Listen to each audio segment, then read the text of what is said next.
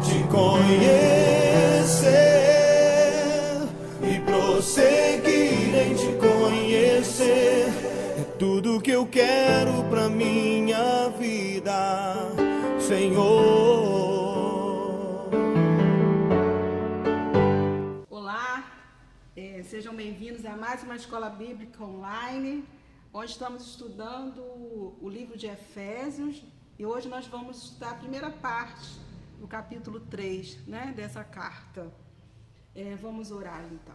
Senhor, meu Deus e meu Pai, eis-nos aqui, Deus, clamando a Ti que os céus desçam sobre a terra, Deus, e nós ligamos aqui na terra, tudo aí nos céus, este ensino, que seja um ensino proveitoso, Deus, que Tu liberes, Senhor, dos céus, aquilo, Deus, através da Tua palavra, Senhor, que cada irmão que assiste esteja necessitando para que a sua vida seja edificada, assim como a minha vida tem sido edificada através do estudo da Tua palavra, Senhor. Usa-me, Senhor, como canal, instrumento em Tuas mãos. Espírito Santo de Deus, seja bem-vindo, Senhor, em nosso meio. Seja bem-vindo para ministrar, Senhor, a Tua palavra, que é Tu que é o intérprete, Senhor, em nome de Jesus. Amém. Então, nós estamos estudando essa carta de Efésios, uma breve recapitulação. Essa carta é escrita aos crentes de Efésios por volta do ano 62 depois de Cristo, por Paulo, que se intitula, Prisioneiro em Roma. E no capítulo 1, o professor Márcio, mostrou aí o plano eterno de Deus para a igreja em Cristo, para a salvação, e também a última parte deste capítulo, que é a primeira oração que nós vamos encontrar na carta de Efésios, do apóstolo Paulo pedindo a Deus para os crentes sabedoria, revelação e conhecimento dele. Na aula passada, ministrada pelo professor Gilberto, nós estudamos o capítulo 2 e, através do capítulo 2, Paulo mostrou o estado de perdição e condenação de judeus e gentios, lembrando aqui que esse vocábulo, essa nomenclatura, gentios. Gentios eram os povos, as nações diferentes das nações de Israel, eram os pagãos. Assim também, nesse capítulo 2, Paulo mostra a triste situação dos gentios, que é a separação de Deus e também a separação da Israel. Também como ambos, judeus e gentios, foram reconciliados para formar um só povo.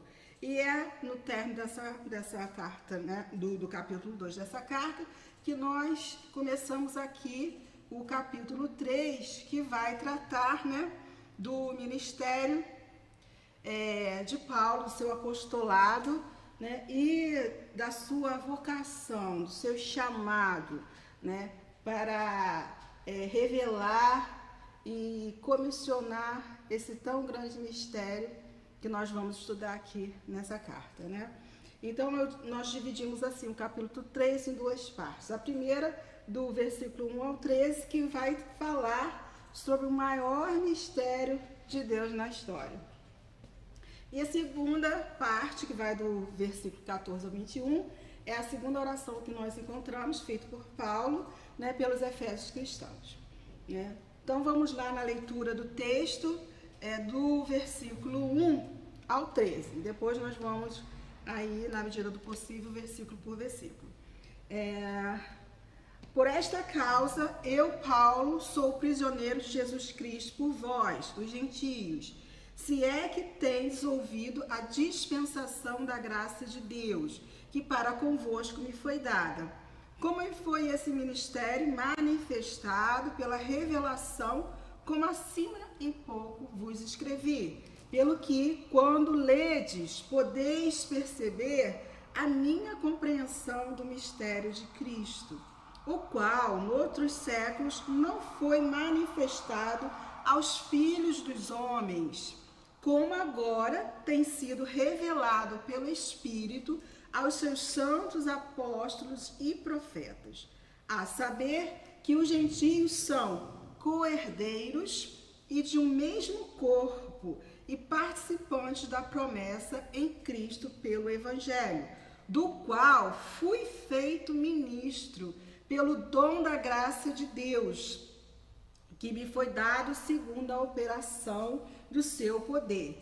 A mim, o mínimo de todos os santos, me foi dada esta graça de anunciar entre os gentios, por meio do Evangelho, as riquezas incompreensíveis de Cristo e demonstrar a todos qual seja a dispensação do mistério que desde os séculos esteve oculto em Deus, que tudo criou, para que agora, pela igreja, a multiforme sabedoria de Deus seja conhecida dos principados e potestades nos céus, segundo o eterno propósito que fez em Cristo Jesus, nosso Senhor, no qual temos ousadia e acesso com confiança pela nossa fé nele. Portanto, vos peço que não desfaleçais nas minhas tribulações por vós, que são a vossa glória. Amém? Então, a gente inicia aqui o capítulo 3, no versículo 1, né? O Paulo aqui se intitulando, né? Que ele é prisioneiro de Jesus Cristo pelos gentios. Pela causa dos gentios, Paulo se faz prisioneiro por proclamar, né, as boas novas, o evangelho, né, àqueles que não são judeus. Esse é o chamado de Paulo na sua essência, né? Nós vamos ver aqui que também ele prega aos salvos, né, e tudo mais, mas isso é o que nós vamos tratar aqui. Esse é o mistério de Cristo revelado a Paulo. Então, em outras partes também dessa carta, nós vamos ver Paulo se intitulando como esse prisioneiro de Jesus Cristo, né? Nós temos lá no Efésios 4:1, que é o capítulo que nós vamos estudar, né? O próximo capítulo, que ele se titula Preso do Senhor. No capítulo 6, versículo 20, embaixador em cadeias, né?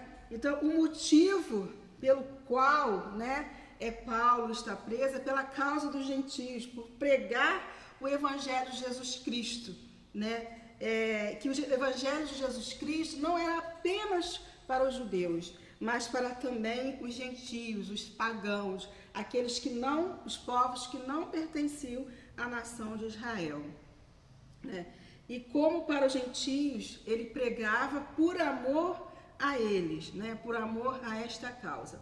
E nós temos o reverendo, né, Hernandes Dias, que é um estudioso, que ele diz assim, que Paulo está preso por pregar que os gentios foram reconciliados com Deus e com os judeus para formar um só corpo em Cristo. Então, a causa principal, né, dessa perseguição, né, a Paulo, né, é justamente porque ele prega que a igreja de Cristo, né, ela é formada não somente por judeus, mas por também aqueles, né, que Deus acrescentar, né, a sua igreja, ou seja, os gentios.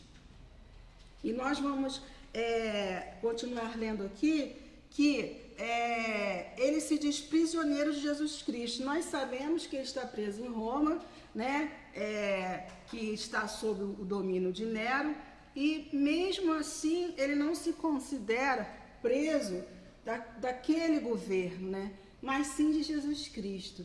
E aí nós já temos neste primeiro versículo, né, já um ensinamento do apóstolo Paulo para os nossos dias, para a edificação da nossa vida cristã, que é, em Cristo nós somos livres. Não importa, né, se somos, como aqui em Paulo, né, que estava em prisões literalmente, em cadeias literalmente. Por quê? Porque a conversão de Paulo a Cristo era uma conversão total, genuína, completa, né, que lhe dava, né, a liberdade de viver em Cristo, ainda que recluso num lugar. Porque ele tinha a mente livre em Cristo. ele tinha a mente cativa a Jesus Cristo, né? E assim, na nossa vida diária cristã, né, quantas vezes nós somos confrontados, quantas vezes vivemos em ambiente onde as pessoas, né, não professam a mesma fé, quantas vezes até mesmo dentro, né, dos seus lares, quem não tem uma família ainda convertida em Cristo Jesus, né, vive muitas vezes sem a liberdade no seu falar, né, no seu ir e vir, no sentido de proclamar as boas novas, ter liberdade de professar. Mas em Cristo, né, nós temos essa liberdade. Em Cristo, nós podemos, seja onde estivermos, né, levar a nossa mente a Ele, olhar para as coisas do alto e termos a nossa mente renovada e transformada nele, e assim sabendo qual é a sua boa, agradável, perfeita vontade para nós, assim como Paulo identificou em sua vida o seu chamado, a sua vocação. No versículo 2, né? Se é que tens ouvido a dispensação da graça de Deus, que para convosco me foi dada. Então, todo o ministério de Paulo, ele reconhece, né, que lhe foi dado pela graça, né? Pela graça de Deus, que é o favor que dá a Paulo o privilégio de ser o quê? Anunciador, né, do seu evangelho, de anunciar as boas novas. E no 3, como me foi este mistério manifestado pela revelação, como acima em pouco vos escrevi. No 4, que pelo que, quando ledes, podeis perceber a minha compreensão do mistério de Cristo. Então, nós temos aqui, né, que Paulo,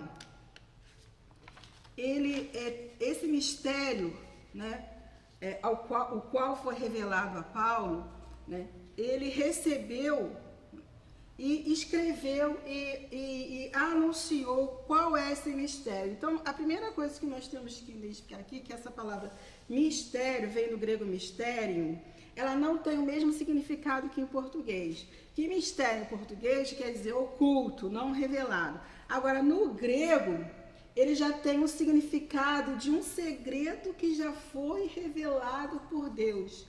Porque em Deus, né?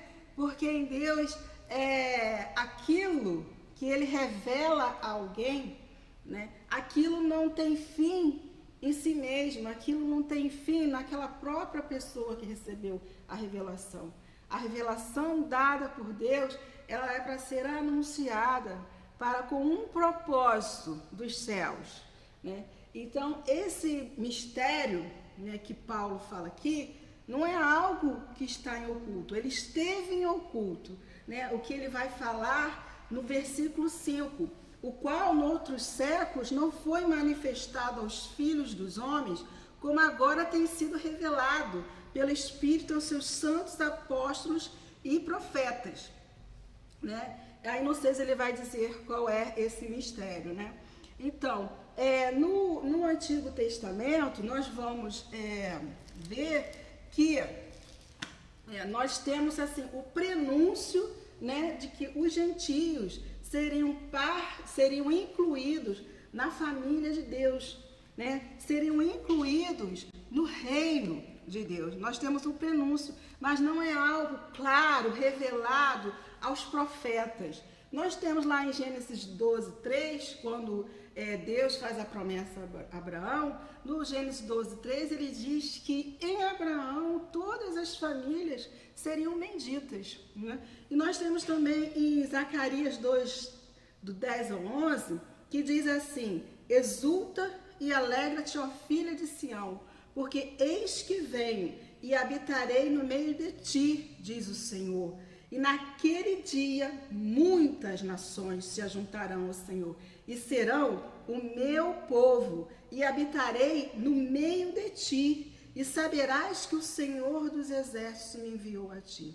Então, no Antigo Testamento, havia um prenúncio de que outras nações, outros povos seriam, enxertados, seriam alcançados, seriam introduzidos, seriam incluídos na família dos céus, na família de Deus, no reino de Deus.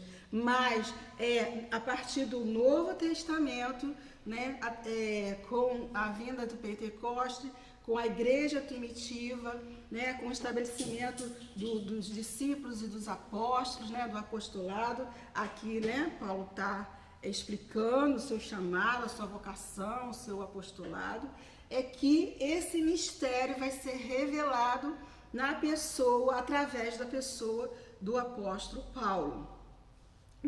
E ele vai no versículo 6 falar qual é esse mistério, a saber que os gentios são co-herdeiros e de um mesmo corpo e participantes da promessa em Cristo pelo Evangelho.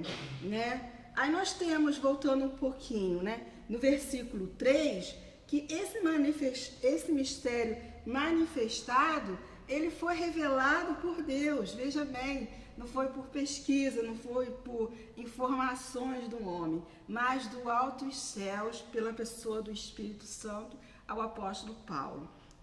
E a fonte e a substância desse mistério, é quem?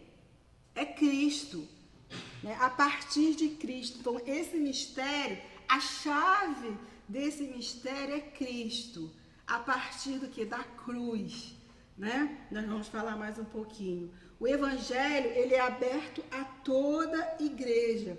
Então, nós vamos, a partir desse ensino, desse estudo, entender, que é do coração de Deus que nós sejamos enxertados na videira verdadeira, que é Cristo Jesus.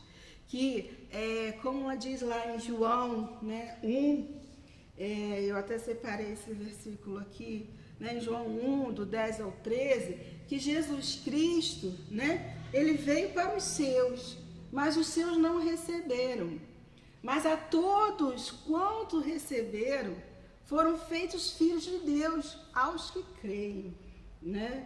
E foi em seu nome, os que não nasceram do sangue, nem da vontade da carne, nem da vontade do homem, mas de Deus. Então diz assim esse trecho: estava no mundo, isso Jesus falando, e o mundo foi feito por ele, João, o apóstolo João, estava no mundo, e o mundo foi feito por ele, e o mundo não o conheceu, veio para o que era seu, e os seus não o receberam, mas a todos quantos o receberam, deu-lhes o poder de serem feitos filhos de Deus, aos que creem no seu nome, os quais não nasceram do sangue, nem da vontade da carne, nem da vontade do homem, mas de Deus. Então, era da vontade de Deus restaurar, toda a sua criação, a partir daquele momento lá no Éden, em que Deus Pai, Filho e Espírito Santo se uniram e formaram do pó da terra, o homem, e soprou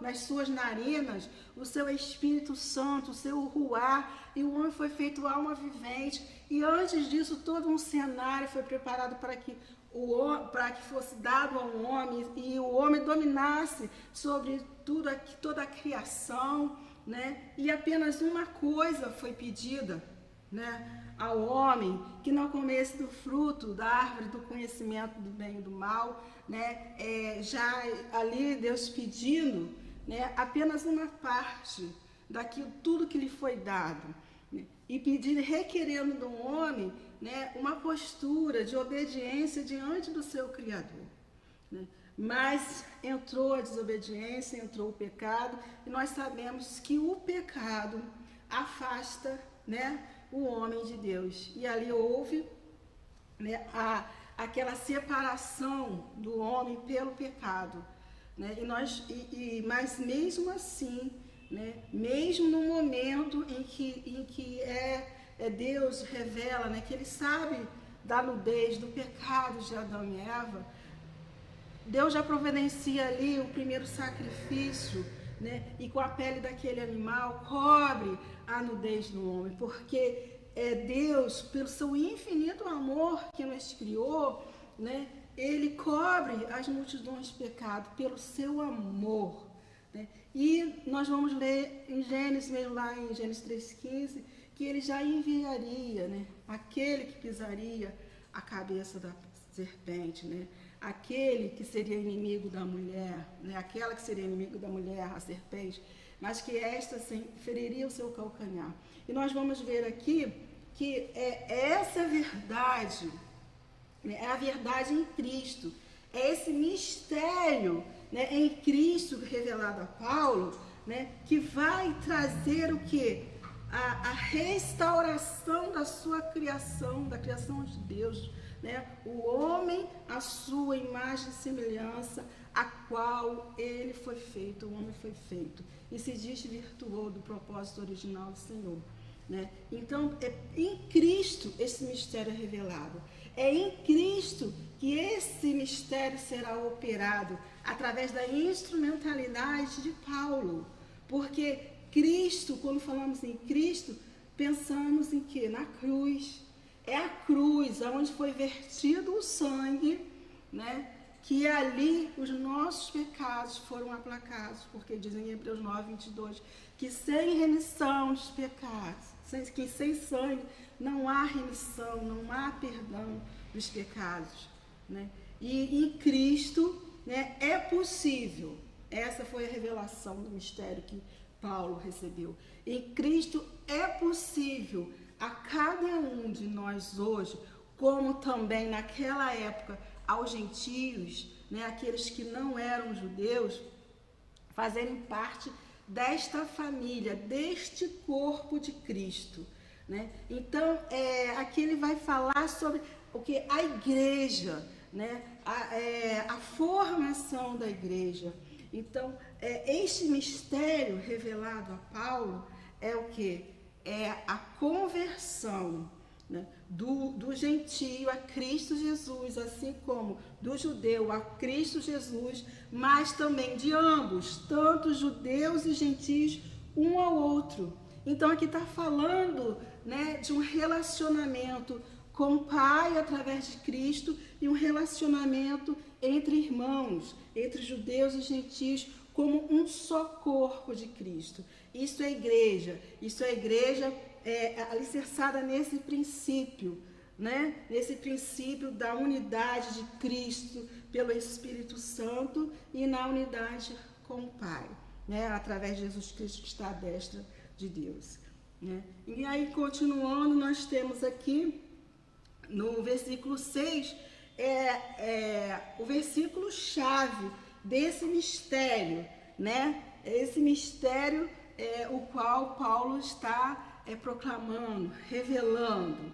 né? Então nós poderíamos resumir esse mistério de Cristo ao qual Paulo se refere como a união completa entre judeus e gentios por meio da união de ambos com Cristo, né? Então, assim vai falar da igreja, que é um aliançado com o outro, né? Para que seja formado o corpo, né? Cuja cabeça é Cristo Jesus. Então, há necessidade de estarmos em unidade, como igreja, como corpo, né? Os membros, eles não têm a sua função, né, exercida fora do contexto do corpo, porque se eu cortar o meu dedinho, né, ele não vai exercer a sua função fora da minha mão. Então, a igreja de Cristo é essa.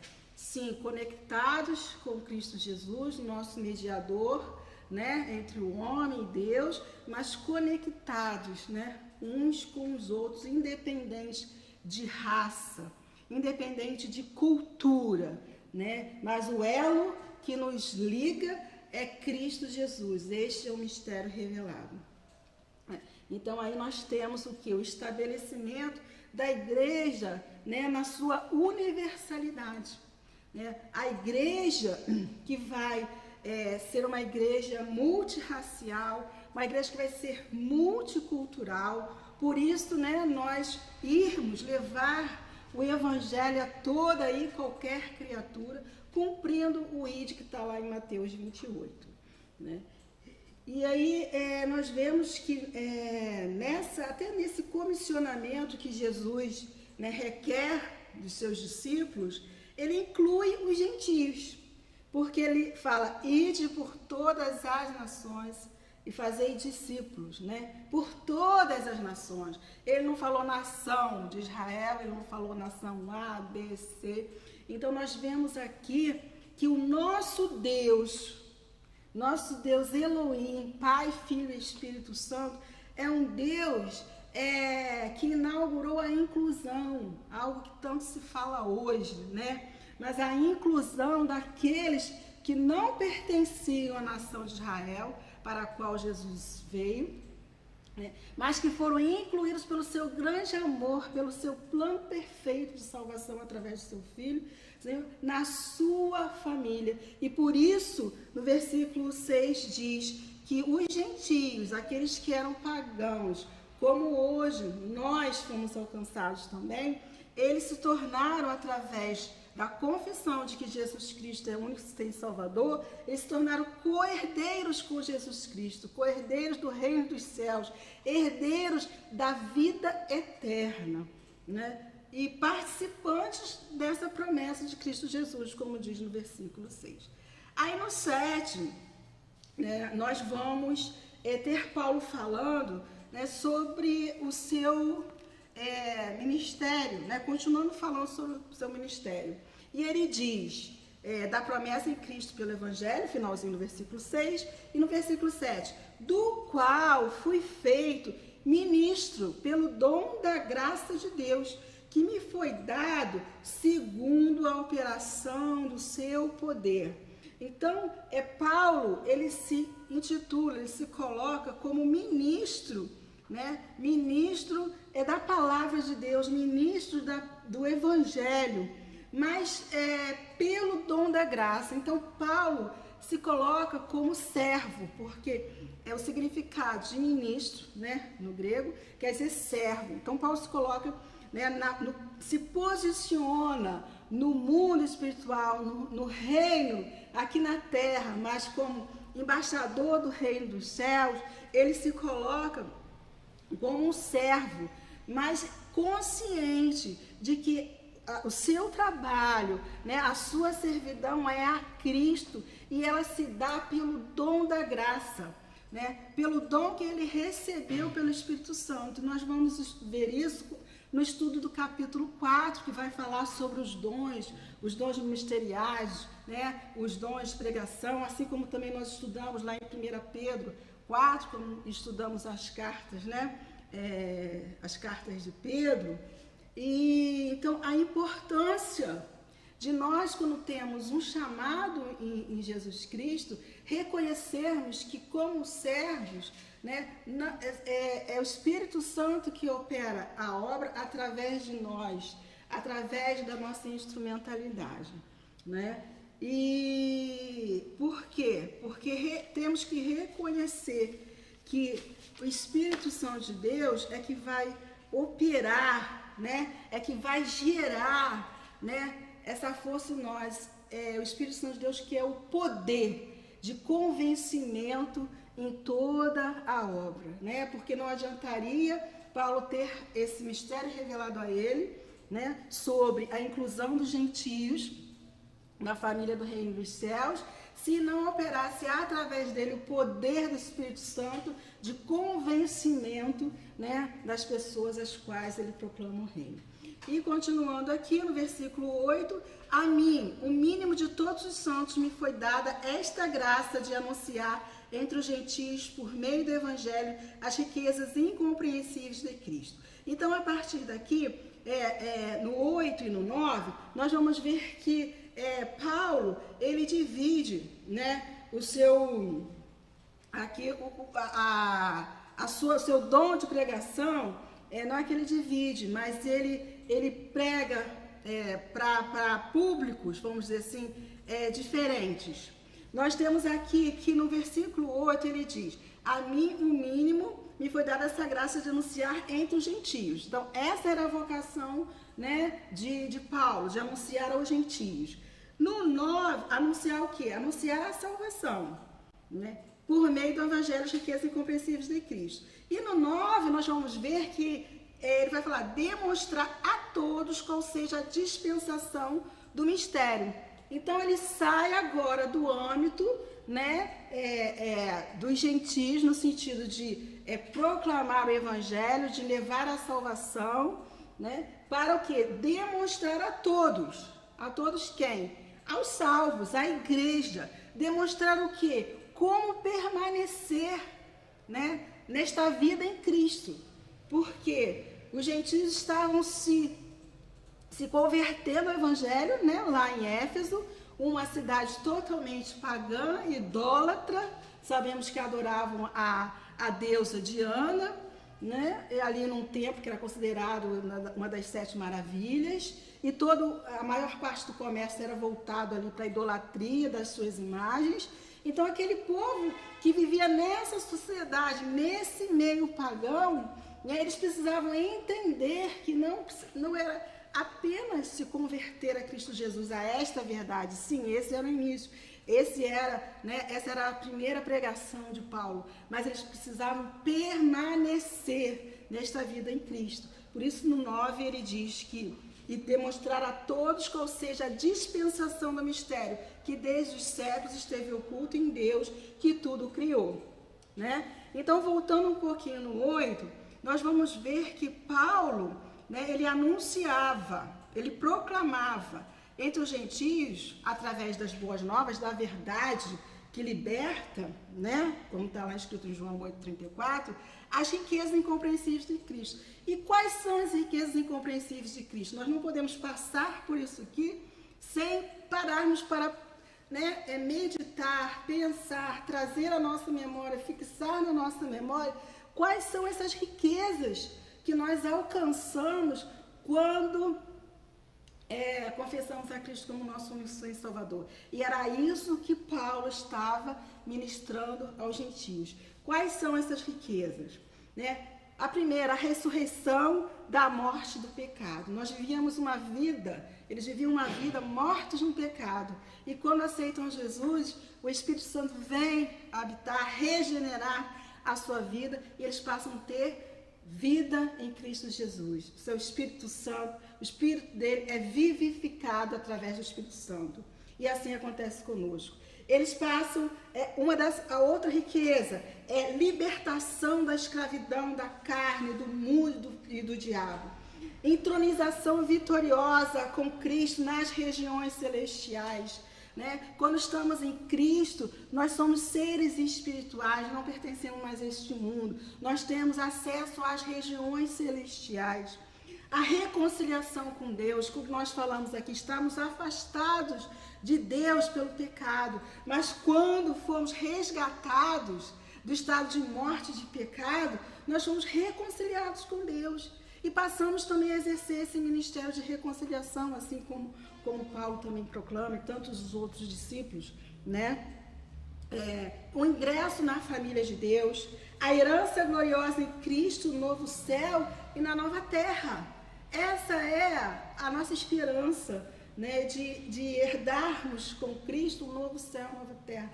Essas são as riquezas incompreensíveis por quê? Porque elas são insondáveis, elas vão além do nosso entendimento humano. Apenas através da revelação do Espírito Santo que nós podemos entender, né, quais são essas riquezas e viver, trazer para a nossa vida, né, o efeito dessas riquezas. Então, irmãos, somos ricos em Cristo Jesus. Como declaramos que somos ricos em Cristo Jesus, que tamanha riqueza é essa? Que nos tira de um estado de morte, nos ressuscita para uma vida, e uma vida eterna, não é qualquer vida. Mas entre este caminho da volta de Cristo para um novo céu e uma nova terra, né, entre este caminho que vai chegar lá, vai culminar lá, nós temos um caminho a percorrer. E é o que Paulo vai continuar falando no versículo 9. demonstrando. Então ele prega aos gentios, depois ele vai demonstrar, ele vai ensinar. Que coisa linda, o próprio Jesus falava que ele percorria, né, toda Jerusalém, toda a Galileia, ensinando, pregando e curando as enfermidades e moléstias. Este é o estilo de vida de Cristo, este é o estilo de vida de Cristo que Paulo está ministrando, né, porque nós precisamos entender que não apenas a pregação, né, ela nos liberta pela palavra, mas quando mergulhamos através do estudo, do ensino na sua palavra, as pérolas, aquilo que estava em oculto, ele é revelado e nos traz vida em Cristo Jesus, nos vivifica, porque a palavra é rema, porque diz que Jesus, o verbo que se fez carne e habitou entre nós. O verbo é a palavra e a palavra rema. Então, quando nós lemos e temos a nossa vida vivificada pela palavra, limpa, liberta, né, nós somos o que? Cada vez mais assemelhados, mais parecidos com a imagem de Cristo Jesus, mais semelhança a Ele. Essa é a verdadeira restauração da imagem e semelhança de Deus em nós, a imagem e semelhança na qual nós fomos criados, né? Então, Paulo diz que demonstrar a todos qual seja a dispensação do mistério que desde os séculos esteve oculto em Deus, que tudo criou.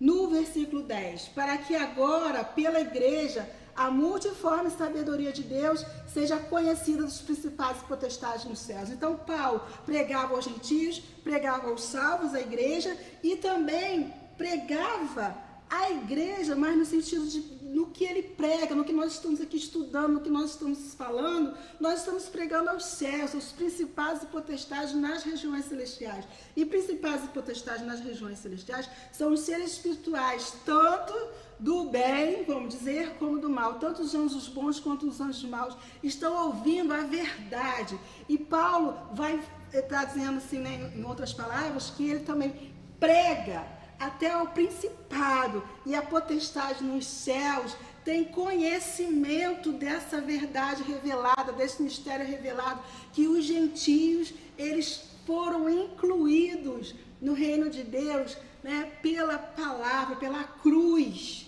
né, pelo sacrifício na cruz, né, pelo sacrifício na cruz, que foi um exemplo de obediência, porque esse sacrifício na cruz só foi legitimado, meus irmãos, nos céus e na terra, porque houve um princípio de obediência seguido por Jesus Cristo. Então, aqui nos traz um ensinamento que não adianta sacrificarmos se não houver um espírito de obediência que dê respaldo a esse sacrifício, porque todo sacrifício só vai ser legitimado pela obediência. Isso é falado à igreja, né? Tudo que fizermos, tudo que operarmos, não seremos nós, será a operação do querer e realizar de Deus através das nossas vidas e através do espírito de obediência em nós, obediência a Cristo Jesus.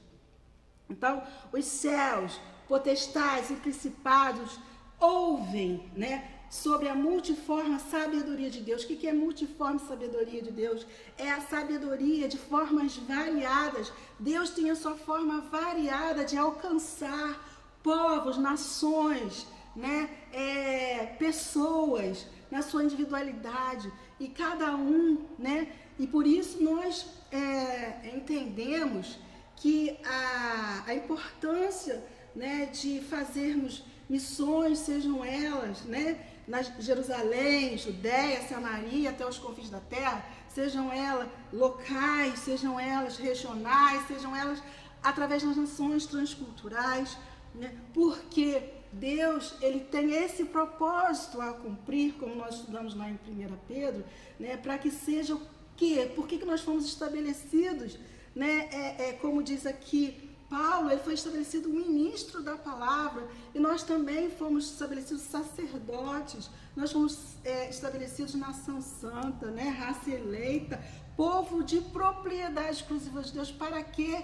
Para que anunciemos, né, aquele que nos tirou das trevas e nos trouxe para a sua maravilhosa luz, as virtudes daqueles, né? Então tudo é em torno de Cristo, da cruz, né? E a nossa vida é antes e depois da cruz na nossa vida, né? A cruz é o referencial em Cristo de obediência ao Pai para um propósito maior, né? E isso Paulo entendeu, e isso Paulo proclamava, mesmo reconhecendo que ele era pequeno, mesmo reconhecendo que ele não seria capaz, como dizia lá 1 Coríntios, como diz em 1 Coríntios 15, do 9 a 10, que ele diz: pois sou o menor dos apóstolos e nem sequer mereço ser chamado apóstolo, porque persegui a igreja de Deus, mas pela graça de Deus sou o que sou, e sua graça para comigo não foi em vão, antes trabalhei mais do que todos eles, contudo, não eu, mas a graça de Deus comigo.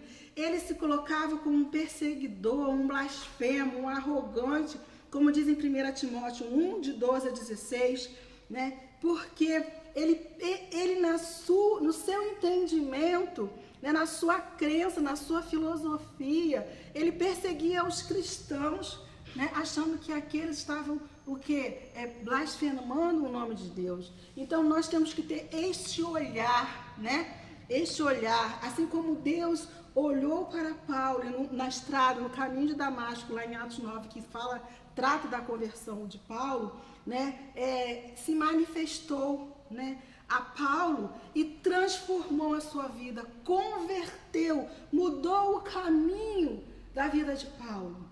Mesmo ele sendo um estudioso da Torá, conhecedor das leis judaicas, não basta que apenas conheçamos as leis, nós temos que viver, né, a lei em Cristo Jesus, aquele que não veio, né, para abolir a lei, mas para fazê-la cumprir. E a lei maior é a lei do amor a Deus sobre todas as coisas, é o nosso próximo como a nós mesmos, né? Então proclamar, como Paulo falou, revelar os mistérios, como Paulo falou, trazendo, formando a igreja, né, na sua multiplicidade de raças, de nações, né, de culturas, né? Então, proclamar, como Paulo falou, né, como ele demonstra aqui, isso nos inspira a sermos assim também, porque tudo que está escrito aqui na Bíblia é para a nossa instrução, é inspiração que vem do alto, né? Então, mesmo Paulo se achando indigno,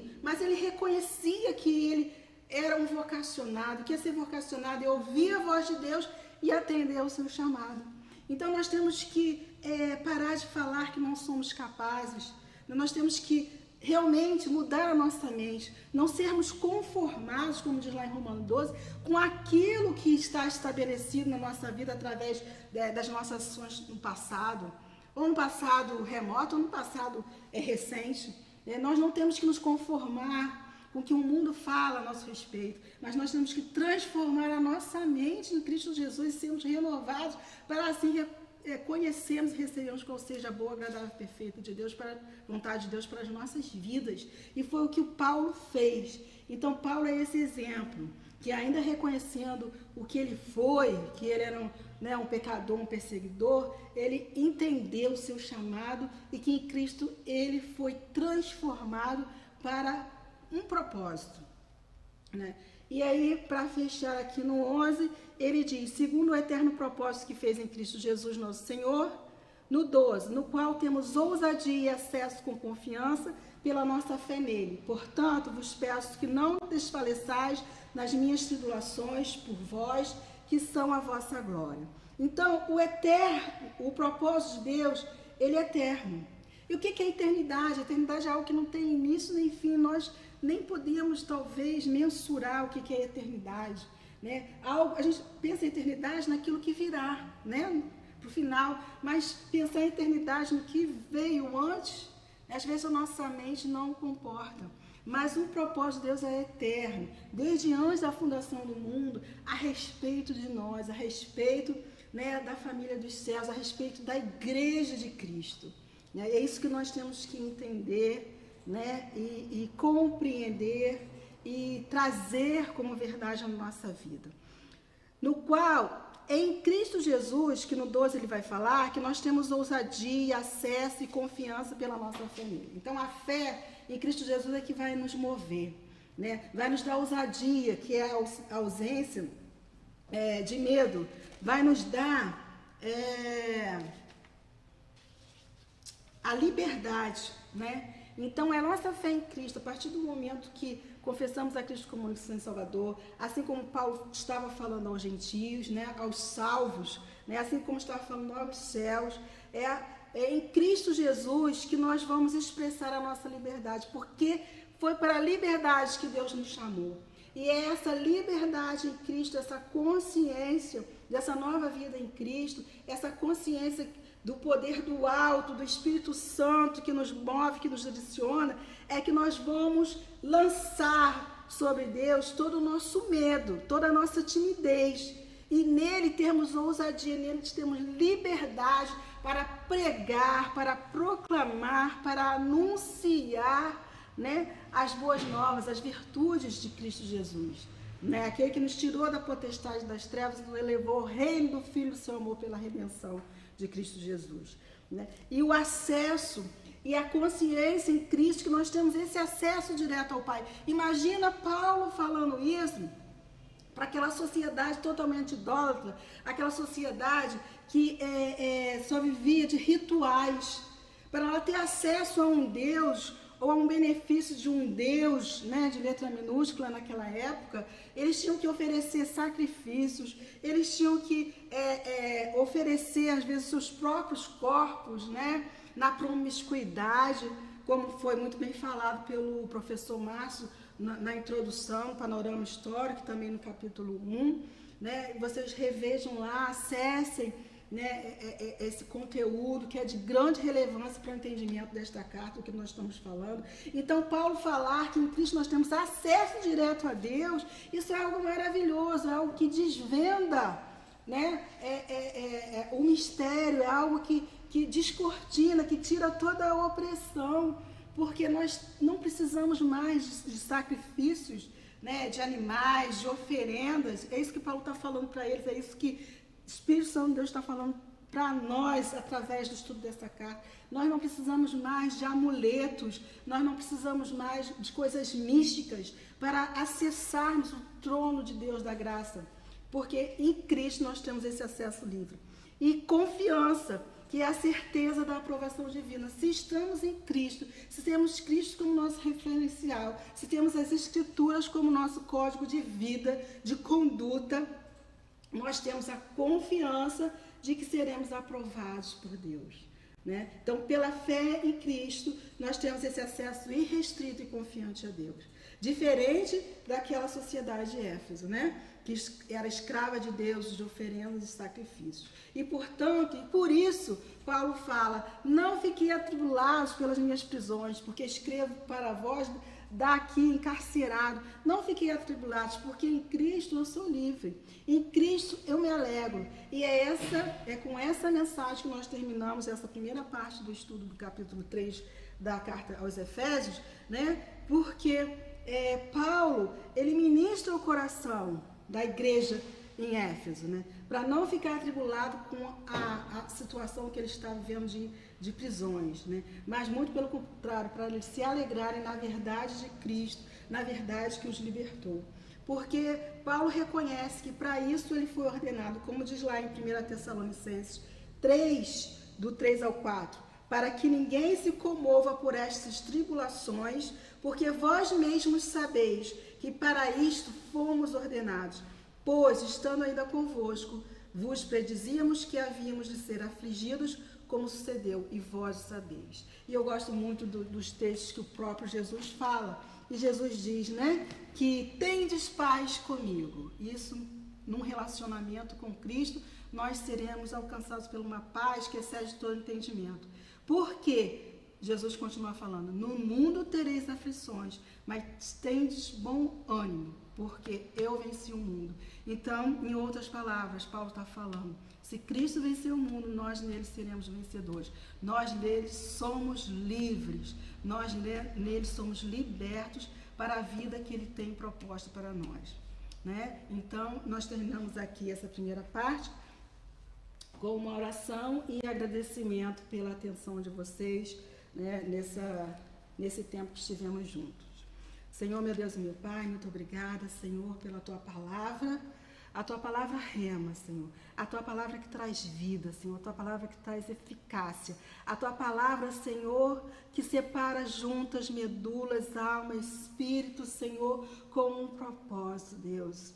Ô, Senhor, que tu venha, Deus, com o estudo dessa palavra, Senhor, continuar ministrando aos nossos corações, Senhor. Ah, Senhor, o teu grande mistério, Senhor. O grande privilégio que temos, Senhor, de estarmos, Senhor, na tua presença, de termos herdado todas as riquezas, Senhor, insondáveis, Senhor, do teu reino, Pai. Continua assim conosco, Deus, continua nos motivando, nos alegrando, Senhor. Ah, Senhor, a nos determos na tua palavra, a estudarmos e sermos, Deus, acrescentados, edificados, Senhor, como casa espiritual, Senhor. Ó Deus, venha sobre a tua igreja, Senhor, a igreja de Cristo, Senhor, o teu corpo, Deus, e santifica-nos, Deus, e traga unidade, Senhor, a cada um de nós, Senhor. Ah, Senhor, esta é a sua proposta desde a eternidade. Nós queremos estar, Senhor, firme nelas até a tua volta, em o nome de Jesus. Amém.